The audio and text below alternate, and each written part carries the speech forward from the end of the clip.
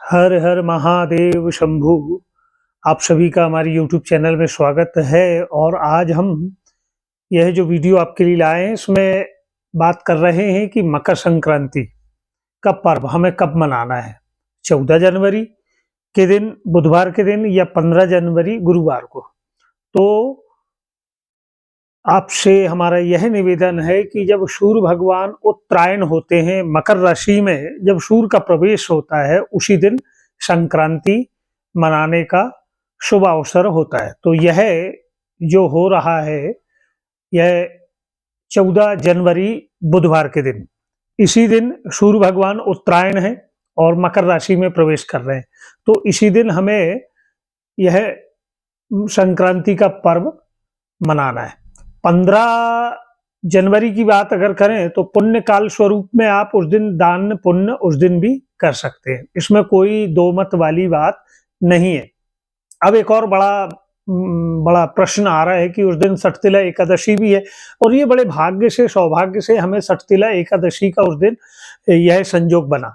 तो कुछ लोगों के मन में यह आता है कि हम उस दिन खिचड़ी का दान कैसे करें।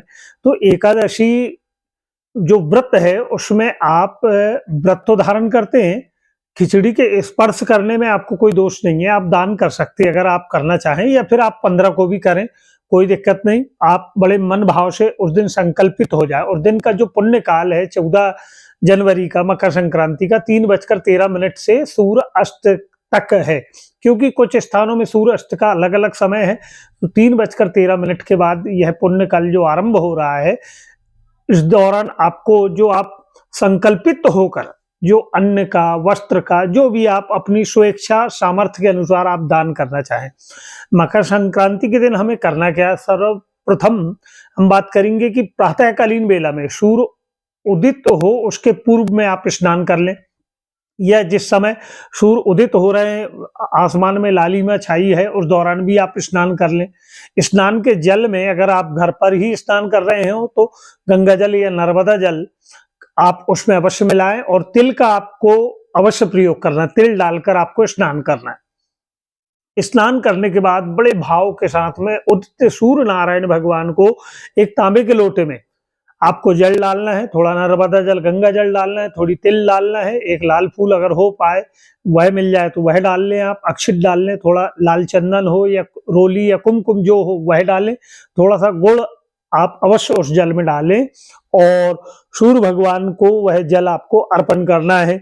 ओम सूर्याय नमः, या सूर्य भगवान का जो गायत्री मंत्र वह भी आप 3 बार या 5 बार बोल सकते हैं, या फिर ओम ग्रहणी सूर्याय नमः ऐसे कहते हुए, या सूर्य भगवान के 12 मंत्रों का उच्चारण करते हुए ओम भास्कराय नमः, ओम दिवाकराय नमः, ओम दिनकराय नमः ऐसे कहते हुए आपको सूर्य भगवान को जल अर्पण करना है। जल अर्पण के बाद में फिर आपको एक लोटे जल में पुनः तिल और जौ, अगर हो पाए, ना हो तो चावल, यह लेकर अपने पितरों को बड़े भाव से संक्रांति के दिन अगर आप उन्हें जल अर्पण करते हैं तो हमारे पितृ बड़े प्रसन्न होते हैं। आपकी कुंडली में ज्योतिषाचार्य आपको कहते हैं पितरों का दोष चल रहा है, इसके कारण आपके काम नहीं बन पा रहे हैं, ऐसा हो रहा है, आपके बनते बनते काम बिगड़ जा रहे हैं। तो आपको उस दिन संक्रांति के दिन अगर आप 1 लोटा जल अपने पितरों को अर्पण करते हैं तो 1000 लोटा जल के समतुल्य आपको पुण्य फल की प्राप्ति होती है।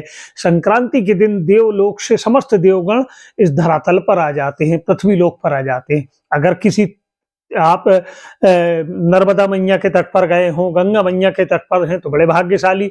अगर आप वहां नहीं पहुंच पाए तो अपने घर पर ही आप यह कार्य अवश्य ही करें। अब इस दिन सठतिला एकादशी का यह जो संयोग हमें प्राप्त हो रहा है, तो इस दिन तिल के 6 प्रयोग हैं, इसीलिए इसे सठतिला अर्थात तिल के 6 प्रयोग क्या है। पहला, तिल से स्नान। दूसरा, तिल का तेल आपको लगाना है। और तीसरा, तिल का तिलक। तिल को थोड़ा सा आपने ऐसा थोड़ा बारीक किए और तिल का ही तिलक आपको लगाना है चंदन के तिलक के साथ। फिर तिल का हवन, काले तिल का हो, सफेद तिल का हो, अपने इष्ट भगवान के निमित्त, गुरु देव के गुरु मंत्र निमित्त, सूर्य नारायण भगवान का मंत्रों का उच्चारण करते हुए, और तिल का दान, तिल हवन के बाद तिल का दान और तिल का ही भोजन आपको करना है। अर्थात गुड़ और तिल ग्रहण करने का इस दिन बहुत अधिक महत्व है। अब इस दिन अगर एकादशी आपने व्रत भी धारण किया है, तो तिल ग्रहण करने में आपका व्रत भंग नहीं होगा। अब रही बात खिचड़ी दान करने का है या खिचड़ी ग्रहण करने का, तो आप यह खिचड़ी दान 15 तारीख को भी कर सकते हैं अगर आप एकादशी व्रत से बंधे हुए हैं तो, और अगर नहीं है तो फिर तो आपको कोई दिक्कत ही नहीं है।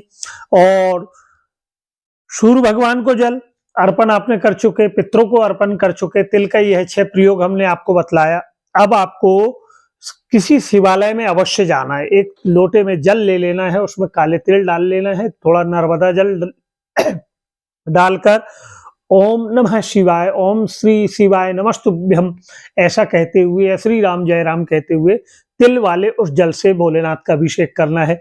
और फिर भोलेनाथ के पास गुड़ और तिल का प्रसादी बेलपत्र पे रखते हुए यह प्रसादी भोग भी लगाना है। वहीं गणेश जी के निमित्त अगर हो सके तो आप मोदक, तिल के मोदक गुड़ वाले, यह भी आप गणेश जी के निमित्त दूर पर रखते हुए रखेंगे तो बड़ी उत्तम बात रहेगी। और फिर आपको आप दान जो आपका सामर्थ्य हो, तिल दान का तो बड़ा विशेष महत्व है इस दिन। भले ही एक मुट्ठी आप दान करें, जितना आपकी सामर्थ्यता हो। तिल का दान, अन्न का दान, अन्न में विशेष खिचड़ी का दान का महत्व आता है। फिर वस्त्रों में कंबल का दान भी आप कर सकते हैं।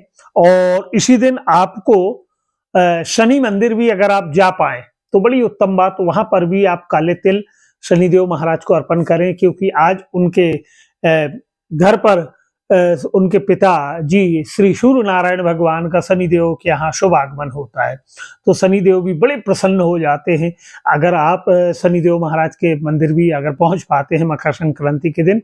और गरीबों को आप जो आपका सामर्थ्य हो उनके अनुसार वस्त्र जो आप दान करना चाहें आप सहज रूप से अवश्य करें। और 15 तारीख को पुण्य काल में भी आप यह दान अवश्य कर सकते हैं। यह दिव्य जानकारी आप और लोगों तक भी अवश्य भेजिएगा, जिससे वह भी इसका लाभ उठा पाएं, क्योंकि यह बड़ा भाग्य से, सौभाग्य से षठतिला एकादशी के दिन यह मकर संक्रांति का शुभ संयोग बना है। और आपने हमारे चैनल को सब्सक्राइब नहीं किया है तो हमारा आपसे आग्रह है कि आप हमारे चैनल को सब्सक्राइब करें, जिससे हम आप तक और दिव्य जानकारी भेज पाएं। जय श्री राधे।